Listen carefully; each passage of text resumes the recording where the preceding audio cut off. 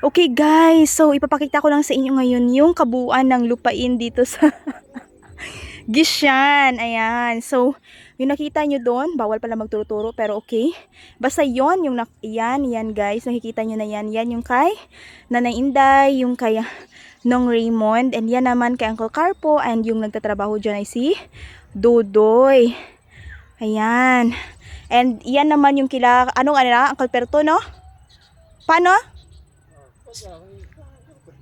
Ha? Ang ginagata ti anda pero andara ha?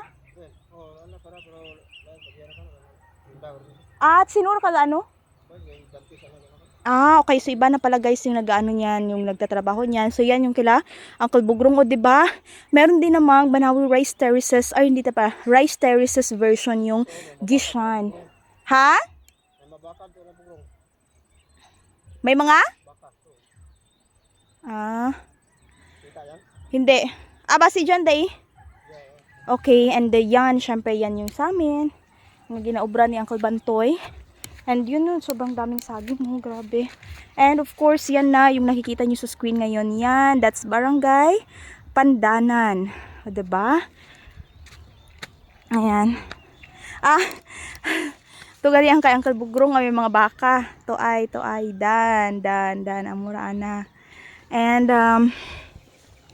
yeah, may mais si Uncle, si Uncle Bantoy. May mais. Oh, I think that's Arguelas. Wow.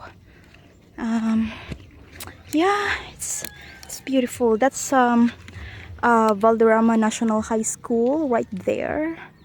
That's the one, and that's of course Barangay Bunsod, o diba? Guys, naiwan ako ng mga kasama ko, guys. Baka kunin akong multo dito. Wait lang. Oh my god. Okay.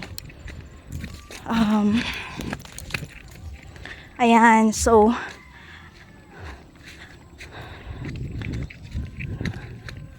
ayan. Oh, diba? Ang daming, grabe, ang ganda dito as in. Wait lang guys ha. So makikita nyo talaga yung green.